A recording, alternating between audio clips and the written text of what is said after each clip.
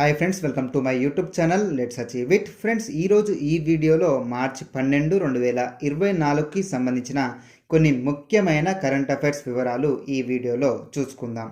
So first current affair, బహుళ war హెడ్లను మోసుకు వెళ్లే అగ్నిఫై క్షిపణిని విజయవంతంగా పరీక్షించిన భారత్. మిషన్ దివ్యాస్త్ర పేరుతో చేపట్టిన ఈ ప్రాజెక్టులో multiple independently targetable reentry vehicle MIRV పరిజ్ఞానాన్ని DRDO defence research and development organisation తొలిసారిగా పరీక్షించింది. శత్రువుకు సంబంధించిన విభిన్న ప్రాంతాలపై ఏకకాలంలో విరుచుకుపడడానికి ఈ ప్రయోగం వీలు కల్పిస్తుందని ఈ సందర్భంగా DRDO తెలిపింది. స్వదేశీ పరిజ్ఞానంతో భారత్ రూపొందించిన క్షిపణుల్లో అగ్నిఫై అత్యంత శక్తిమంతమైనది. 5,000 కిలోమీటర్ల దూరంలోని లక్ష్యాలను ఈ అగ్నిఫై క్షిపణి ఛేదించగలదు. నెక్స్ట్ కరెంట్ అఫైర్, 5,000 మెగావాట్ల సామర్థ్యం ఉండే 4 అణు విద్యుత్ ప్లాంట్ల నిర్మాణాన్ని చేపట్టినటువంటి ఇరాన్ దేశం. దేశ తూర్పు తీర పట్టణం సిరిక్ సమీపంలో వీటి నిర్మాణం మొదలైంది. సుమారు $20 బిలియన్ వ్యయంతో ఈ ప్రాజెక్టును ఇరాన్ చేపట్టింది.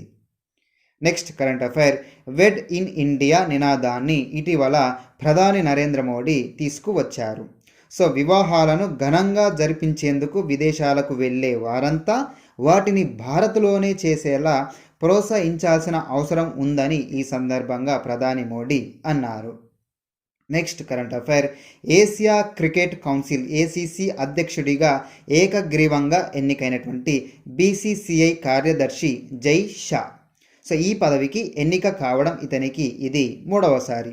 ACC అధ్యక్షుడిగా ఇతను ఏడాది పాటు కొనసాగనున్నారు. నెక్స్ట్ కరెంట్ అఫైర్, పౌరసత్వ సవరణ చట్టం 2019ను దేశవ్యాప్తంగా అమల్లోకి తీసుకువచ్చిన కేంద్రం. 2014 డిసెంబర్ 31కి ముందు పాకిస్తాన్, బంగ్లాదేశ్, ఆఫ్ఘనిస్తాన్ దేశాల నుంచి భారత్కు వచ్చిన హిందువులు, క్రైస్తవులు, సిక్కులు, జైనులు, బౌద్ధులు, పార్సీలకు ఎలాంటి రుజువులు అదేవిధంగా ధృవీకరణలతో నిమిత్తం లేకుండా పౌరసత్వం మంజూరు చేస్తారు.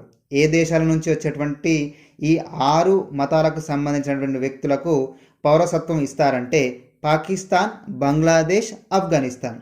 ఏ మతాలు? హిందువులు, క్రైస్తవులు, సిక్కులు, జైనులు, బౌద్ధులు, పార్సీలు. ఈ 6 మతాలకు సంబంధించినటువంటి అదేవిధంగా ఈ 3 దేశాలకు సంబంధించినటువంటి వ్యక్తులకు ఎలాంటి రుజువులు, ధృవీకరణలతో నిమిత్తం లేకుండా భారత పౌరసత్వం అనేది మంజూరు చేస్తారు. సాధారణ పరిస్థితుల్లో పౌరసత్వం పొందాలంటే దరఖాస్తు చేసుకోవడానికి ముందు కనీసం 11 ఏళ్ల పాటు భారత్లో నివసించాలి. కానీ ఇక్కడికి వచ్చేసరికి వీరికి కనీస నివాస అర్హతను 5 ఏళ్ల కాలానికి కేంద్రం కుదించింది. CAA కింద భారత పౌరసత్వాన్ని కోరుతూ వచ్చే దరఖాస్తులపై నిర్ణయం తీసుకునే సాధికార కమిటీకి జనాభా లెక్కల డైరెక్టర్ నేతృత్వం వహిస్తారు.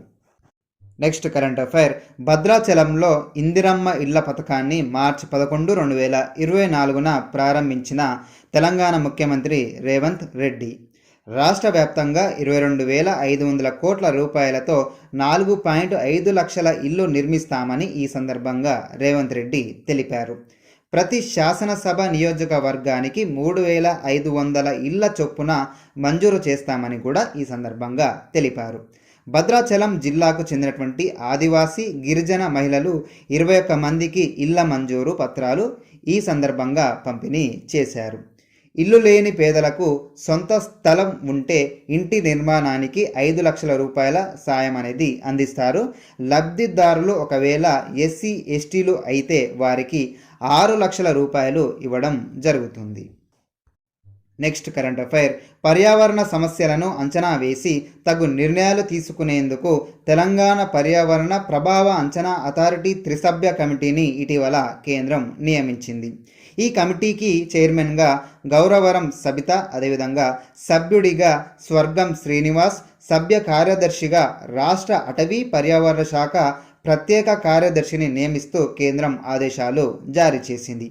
ఈ కమిటీకి సూచనలు సలహాలు అందించేందుకు 15 మంది సభ్యులతో కూడినటువంటి రాష్ట్ర స్థాయి నిపుణుల అంచనా కమిటీని కూడా కేంద్రం ప్రకటించింది. దీనికి అంటే ఈ రాష్ట్ర స్థాయి నిపుణుల అంచనా కమిటీకి ఎం గోపాల్ రెడ్డిని చైర్మన్గా కేంద్రం నియమించింది. Next current affair, TSAT Telangana skill academic and training సిఇఓగా బాధ్యతలు స్వీకరించినటువంటి Bodhanapalli Venugopal Reddy. Next current affair, అనువాద సాహిత్య విభాగంలో 2023కి గాను కేంద్ర సాహిత్య అకాడమీ పురస్కారం పొందినటువంటి తెలంగాణలోని కరీంనగర్ జిల్లాకు చెందినటువంటి డాక్టర్ నాగరాజు సురేంద్ర. పవన్ కే వర్మ రచించినటువంటి Ghalib the man the time పుస్తకాన్ని గాలిబ్ నాటి కాలం పేరుతో అనువదించినటువంటి దానికి ఈ పురస్కారం ఇతనికి ప్రస్తుతం లభించింది. సో వీరి కలం పేరు ఎలనాగా. సో వీరు అనువదించినటువంటి గాలిబ్ నాటి కాలం అనే ఒక పుస్తకానికి అనువాద సాహిత్య విభాగంలో 2023 సంవత్సరానికి గాను కేంద్ర సాహిత్య అకాడమీ పురస్కారంని డాక్టర్ నాగరాజు సురేంద్ర పొందారు. నెక్స్ట్ కరెంట్ అఫైర్, దేశవ్యాప్తంగా సుమారు 1,00,000 కోట్ల రూపాయల విలువైన 114 జాతీయ రహదారుల ప్రాజెక్టులకు ఇటీవల ప్రధాని నరేంద్ర మోడీ ప్రారంభోత్సవాలు అదేవిధంగా శంకుస్థాపనలు చేశారు.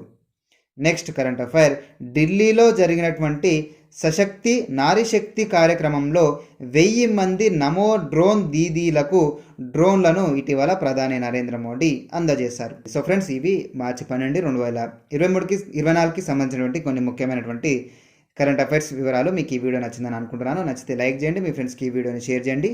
ఇటువంటి మంచి వీడియోస్ కొరకు తప్పకుండా నా యూట్యూబ్ ఛానల్ని సబ్స్క్రైబ్ చేసుకొని తదుపరి వీడియోస్ కొరకు ఎదురు చూస్తారని ఆశిస్తూ ఇంతటితో ఈ వీడియోని ముగిస్తున్నాను. మరో మంచి వీడియోతో మళ్ళీ కలుద్దాం.